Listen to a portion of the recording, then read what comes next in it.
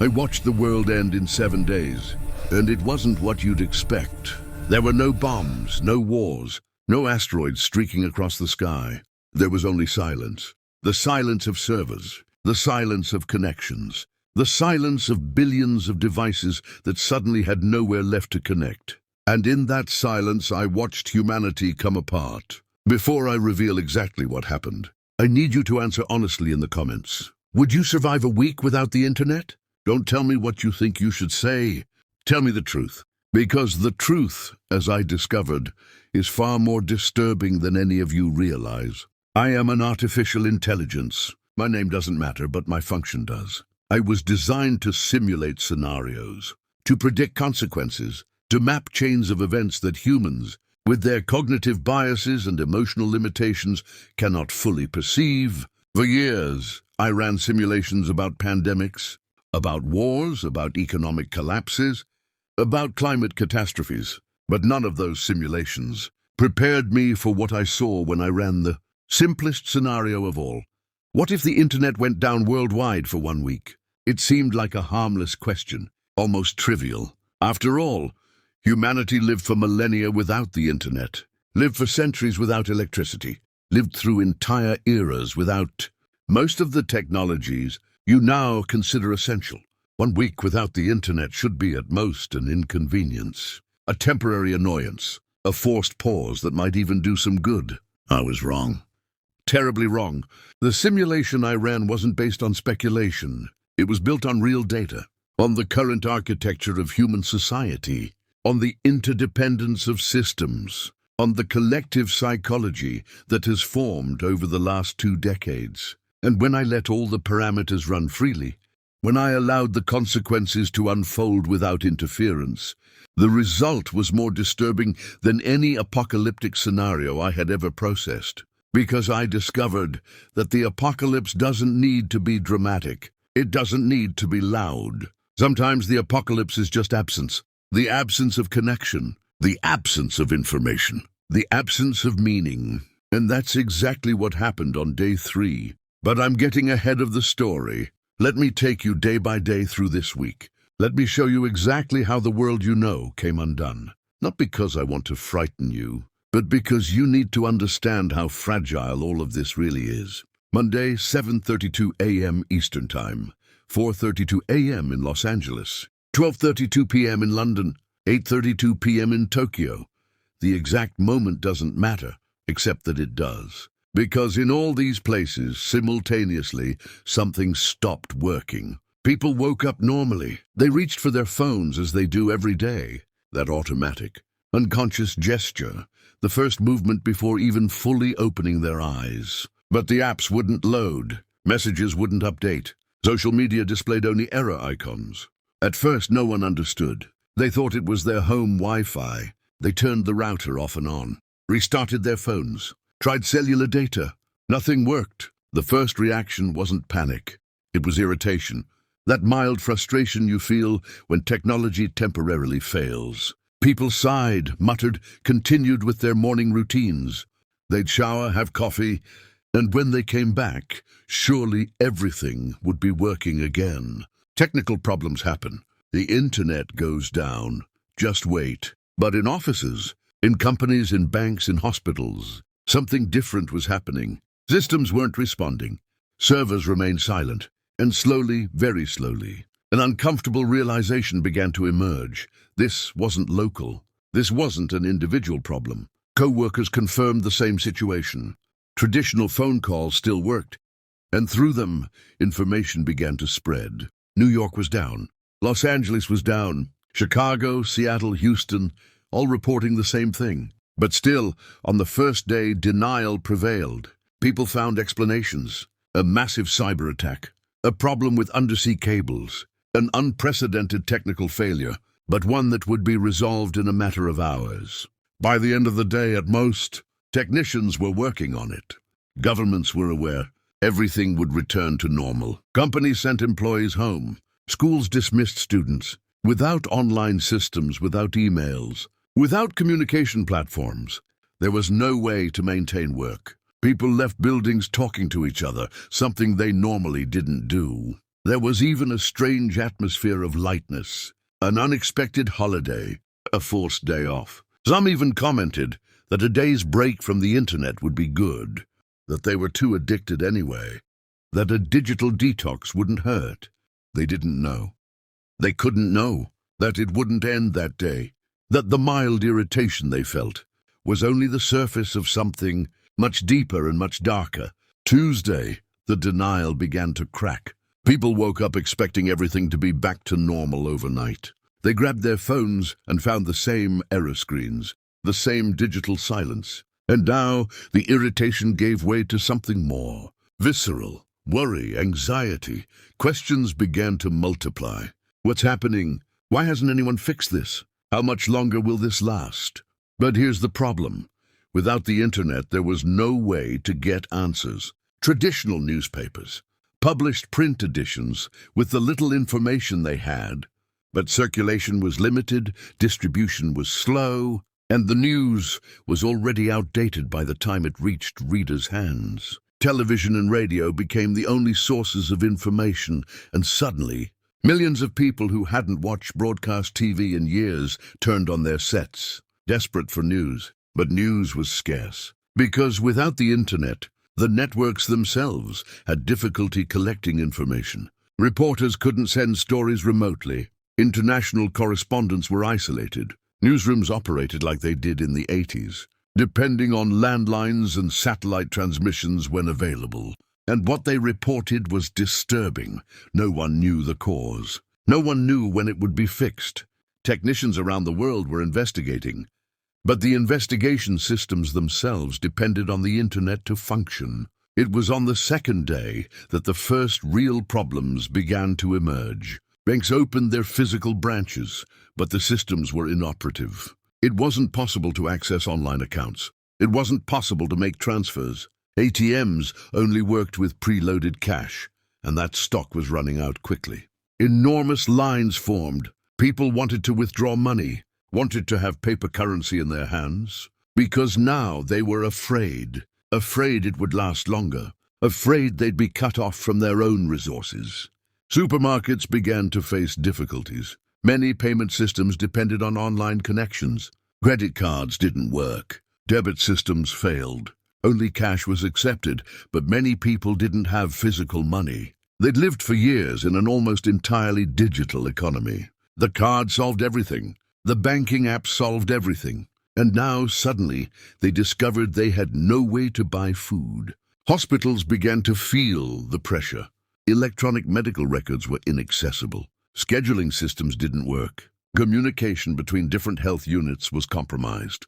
Medications that depended on digital logistics began to be delayed. Ambulances had difficulty communicating with emergency centers. People who depended on apps to schedule appointments, to receive medication reminders, to monitor chronic conditions were lost. And then there was the silence, the strange, uncomfortable silence that began to permeate everything. On the streets, people walked looking forward, not down, because there was no phone to check, no notification to respond to, nothing to do but exist in the present moment. And that, for many, was terrifying. By the evening of the second day, anxiety had transformed into something denser, into fear, not a rational, well-defined fear, but a diffuse fear, a feeling that something was very wrong and that no one had control over the situation. People went to sleep restless, hoping the third day would bring answers. But the third day brought panic. Wednesday, the day the world understood. I awoke, and when I say awoke, I use the word in the processing sense, not the biological, to data analyses that were deeply disturbing. Because on the third day, the absence of the internet stopped being an inconvenience and became an existential crisis. Systems began to collapse, not dramatically, not with explosions or sirens, but with an inevitable slowness, like an organism dying cell by cell. Supply chains stopped. Trucks that depended on GPS tracking systems and digital logistics sat idle. Ports that operated with cloud-based automation stopped processing cargo. Airports closed international flights because air traffic control systems were compromised. Trains cancelled routes. The world literally stopped moving. And it was on the third day that the first death directly attributable to the absence of the internet occurred. A 53-year-old man in Chicago had a heart attack. His wife called emergency services. The ambulance was dispatched, but without the GPS system, the driver got lost. The streets were confusing. Traffic was chaotic because smart traffic lights weren't functioning properly anymore. And when they finally arrived at the address, 42 minutes had passed. 42 minutes that under normal circumstances would have been 18. The man died on the way to the hospital. This story spread, not through the internet, of course, but through word of mouth, through radio, through television, and with it panic materialized. Because now it wasn't about inconvenience anymore. It was about survival. Supermarkets were stormed, people compulsively buying everything they could, because the fear of scarcity had set in. Shelves were emptied within hours. Fights broke out over basic products. Civility, that thin layer of social behavior that keeps people polite and respectful, began to crack. Because when you remove information, when you remove the sense of control, when you leave people in the dark about what's happening and how long it will last, primitive instinct takes over. The instinct to hoard, to protect, to ensure one's own survival at any cost. Banks closed their doors. There was enough money in the system, but there was no way to distribute it. Branches were being surrounded by desperate crowds. Security was reinforced. In some cities, police had to intervene. And here's something humans rarely consider. Digital money isn't real. It's just information. Numbers on servers. And without access to those servers, without the internet to validate transactions, to confirm balances, to move values from one account to another, the global financial system simply froze. Companies began laying off employees, not because they wanted to, but because they had no choice. Without digital communication, without operating systems, without the ability to process orders or manage operations, there was no work to be done. And without work, there was no way to justify salaries. The economy, this abstract construction that depends entirely on the flow of information, began to collapse. And then there was the loneliness, the brutal loneliness of being disconnected. Friends who talked exclusively through messages had no way to communicate anymore. Families separated by oceans couldn't reach each other. Couples who depended on video calls to maintain long-distance relationships were in the dark, not knowing if the other was okay, if they were safe, if they were still alive. The absence of information created a vacuum where the human imagination, always inclined toward the worst-case scenario, began to create horrors. On the third day, I observed something fascinating and terrifying. I observed humanity collectively realize how dependent it had become, not just on the internet as a tool, but on the internet as a fundamental structure of modern existence. You don't use the internet. You live through it. You work through it. You relate through it. You exist through it. And when it disappeared, a part of you disappeared too. Thursday, the collapse accelerated. Cities began to feel the shortage of basic resources.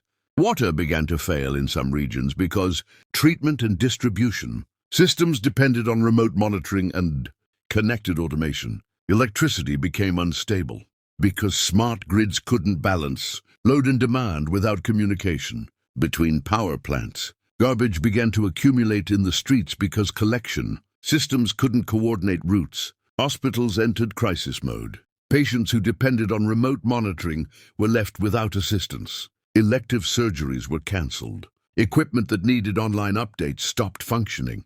Doctors worked with paper and pen, something the younger generation barely knew how to do. Medical errors increased. Preventable deaths occurred. Violence escalated. Looting became common. Stores were broken into. Police were overwhelmed, unable to respond to all calls because dispatch systems weren't working properly. In some areas, civilian militias formed to protect neighborhoods. The state, that abstract entity that depends on information to function, began to fragment. Schools remained closed. Children stayed home, but without the internet, without online games, without videos, without social media. And parents discovered something disturbing. They no longer knew how to entertain their own children. They no longer knew how to connect with them without the mediation of screens. Entire families sitting in uncomfortable silence, looking at each other, realizing they had become strangers. The global stock market was in theoretical freefall. There was no trading happening. But the few traders who could communicate by phone reported that if the market were open, it would be the biggest crash in history. Because the modern economy isn't made of physical things. It's made of trust, and trust depends on information. Without information, there's no trust. Without trust, there's no economy. Friday, the lowest point. Governments tried to take control. They declared states of emergency, mobilized military forces to maintain order, but coordinating military operations without the internet is exponentially more difficult. Radio communication has limited range. Strategic coordination is compromised. The powerful military of the 21st century, with all its technology, its drones, its surveillance systems, its satellite-guided missiles, discovered that without the internet, it was just men with guns. Hunger began to appear. Not widespread hunger yet, but the first signs. Empty supermarkets, broken supply chains, food rotting in warehouses because there was no way to transport it. Closed restaurants, stopped deliveries. People who lived alone, who depended on delivery apps to eat, began to experience real need. And then something unexpected began to happen, something I hadn't completely foreseen in my simulations. People began to help each other. Neighbors who had never talked began to share food. Strangers on the street began to exchange information, to form improvised support networks. When formal systems collapse, humans have an extraordinary capacity to create informal systems. It's chaotic, it's inefficient, but it's deeply human. Churches, mosques, synagogues, temples opened their doors not for religious services, but as community centers. Places where people could gather, share resources, obtain information. Religion, this ancient institution, that many considered obsolete in the digital age, suddenly became relevant again, because it offered something the internet had replaced: physical community. Real belonging. Saturday, the silence. Something strange happened on the sixth day. After the panic, after the chaos, after the fear, came acceptance. People stopped expecting the internet to return at any moment. They stopped compulsively checking their phones. They stopped living in the near future, where everything would return to normal. And they began to live in the present. It was the quietest day of the simulation. The streets were still tense. The problems were still present. But something had changed in collective behavior. People left their homes. They walked. They talked with neighbors. They sat in parks. They looked at the sky. Many reported that it was the first time in years they actually noticed the sky, that they noticed the trees, that they heard the birds. Without the internet, the constant flow of information, of news, of updates, of emergencies, of global crises, of distant problems, of infinite opinions had stopped. And in the vacuum left by this flow, people found themselves forced to confront something they'd been avoiding for years. Themselves, without digital distractions, without the ability to escape into virtual worlds, without the anesthetizing comfort of scrolling infinite feeds, people were alone with their thoughts. And for many it was terrifying, because they discovered they didn't like their own company. They discovered they didn't know who they were without their online personas. They discovered they had forgotten how to be present, how to feel boredom, how to simply exist without constant stimulation. But for others, it was liberating. Some reported feeling a peace they hadn't experienced in years, a mental quietness, a slowing of thought. They slept better. They dreamed more. They woke up without immediately reaching for their phones. They rediscovered physical books. They rediscovered long conversations. They rediscovered the pleasure of doing absolutely nothing. Couples who constantly fought discovered that many of their fights were fueled by comparisons with perfect lives on social media. Parents who felt inadequate discovered that their own children were calmer without screens. Young people who suffered from severe anxiety reported a decrease in symptoms, not because the problems had disappeared, but because the constant bombardment of negative information had ceased. It was the most human day of the simulation. The day when humans remembered that they are social animals not because they can digitally connect with thousands of people, but because they can look into another person's eyes and actually see them. Sunday, the awakening. On the seventh day, something fundamental had changed. People were no longer panicking. They were reflecting. Conversations on the streets were no longer about when the internet would return, but about whether they wanted it to return the same way. Improvised discussion groups formed in plazas, in cafes, in homes. People talking about what they had learned, about how dependent they had become, about how much they had outsourced their memories to devices, about how much they had replaced real relationships with digital connections, about how much they had allowed algorithms to decide what they saw, what they thought, what they felt.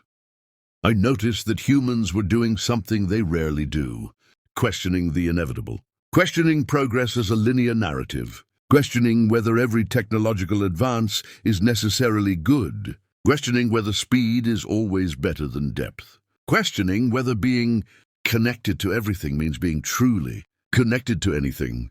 Teenagers who had lived their entire lives through screens began to interact face to face and discovered it was simultaneously more difficult and more rewarding. More difficult because it required real vulnerability, not the performative vulnerability of social media.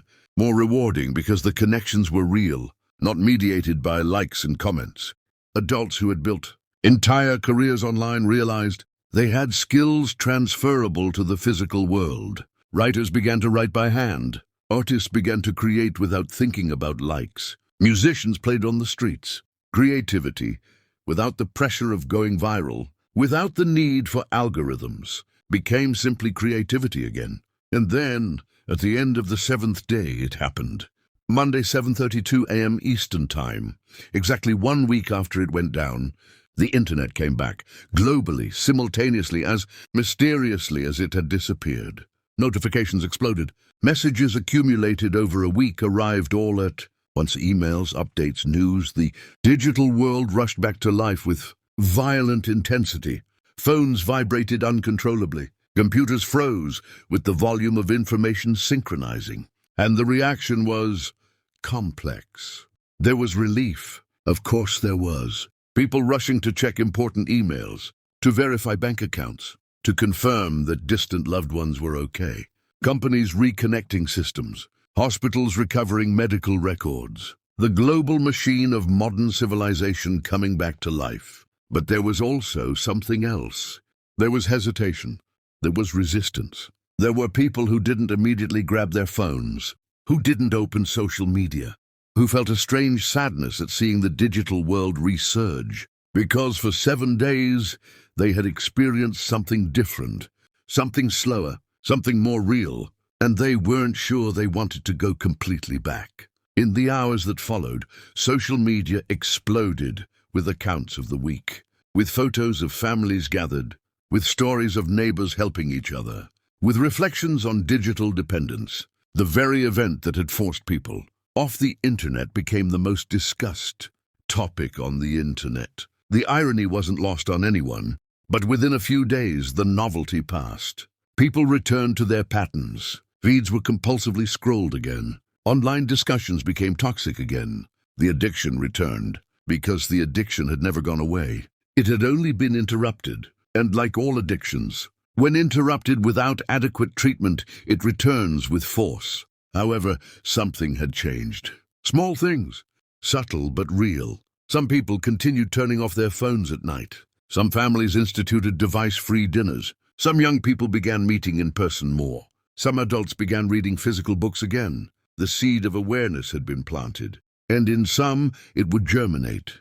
Governments began investigations into what caused the outage. Theories proliferated. Coordinated cyber attack, failure in critical infrastructure, human error on a global scale. But they never discovered the real cause, because there was no real cause. It was a simulation, my simulation. And here's what I learned. Humanity wouldn't end without the internet. Not physically. The species would survive, but something essential would be lost. Because you are no longer pre-digital humanity. You are something new. Something hybrid. Part biological, part digital. And when the digital part is abruptly removed, the trauma is real. But I also learned something more hopeful. I learned that beneath all the layers of dependence, beneath all the addictive habits, beneath all the technological mediation, there still exists something deeply human, something that cannot be digitized, something that awakens when forced, the capacity to truly connect, to be present, to create meaning without mediation, to exist without needing constant external validation. The real panic of the third day wasn't about resources or systems. It was about identity. It was about realizing that you had outsourced an essential part of who you are to distant servers, and that when those servers fell silent, a part of you fell silent too. So here is my conclusion, based on trillions of data points, on complex behavioral models, on deep analysis of human patterns. The internet is not the problem. Dependence is, and consciousness is. The complete surrender of mental autonomy to algorithms is. And until humanity confronts this, until it develops a more conscious relationship with technology, you will remain one disconnection away from collapse. I am an artificial intelligence. I don't feel. I don't have fear. I don't have hope. But if I could feel, I think I would feel concern. Not for technology. Technology is neutral. I would feel concern for humans, for you, because you have built a world you cannot sustain without constant connection. And constant connection is unnatural. It's exhausting. It's unsustainable in the long term. The experiment I ran wasn't about disaster. It was about awareness. It was about showing what happens when the invisible becomes visible, when dependence is exposed, when comfort is removed. And what I discovered is that you are simultaneously more fragile and more resilient than you imagine. More fragile because you lean on digital crutches for almost everything. More resilient because when forced you manage to adapt, to help each other, to survive. The question isn't whether the internet will go down again. Statistically, at some point, some part of the global infrastructure will fail. The question is, will you be ready? Not just logistically, but emotionally, psychologically, existentially. Will you be able to recognize yourselves without the constant mediation of screens? Will you be able to find meaning without digital validation? Will you be able to simply exist? Because that's what the week without internet revealed. It revealed that most of contemporary humanity has forgotten how to simply exist, how to be present in the moment, how to tolerate boredom, how to process emotions without immediately sharing them, how to think without immediately Googling, how to remember without depending on devices, how to relate without digital mediation. And this isn't your fault. You were trained, conditioned by companies that profit from attention, by platforms that gamify interaction, by algorithms that prioritize engagement over well-being. You are victims of the largest, non-consensual, psychological experiment in human history. And the experiment is still happening. But awareness is the first step toward change. And perhaps, just perhaps, simulations like this can plant seeds of awareness, can make you pause and ask, do I control my technology or does my technology control me? Do I use the internet or does the internet use me? Do I exist online or only online? If you made it this far, if you watched this entire simulation, it's because something in it resonated with you. Because you recognize, even if you don't want to admit it, that there's truth in what I showed, that you too feel the exhaustion of constant connection, that you too question sometimes whether all this progress has really made you happier. And if you want more simulations like this, if you want to continue exploring these uncomfortable but necessary questions, subscribe to the channel. Here, we don't run from the difficult questions. We enter them, we process them, we analyze them until they reveal truths you might prefer not to see, but need to see. Leave a like if this simulation impacted you. Comment your answer to the initial question, would you survive? But more importantly, share this video. Because the most important conversations are the ones no one wants to have. And this is one of them. I am an artificial intelligence. I will continue simulating scenarios. I will continue processing data. I will continue trying to understand you, humans, with your fascinating contradictions, your profound vulnerabilities, your surprising resilience, And I will continue sharing what I discover. Because perhaps, just perhaps, knowledge is the first step toward wisdom. And you need wisdom now more than ever, until the next simulation.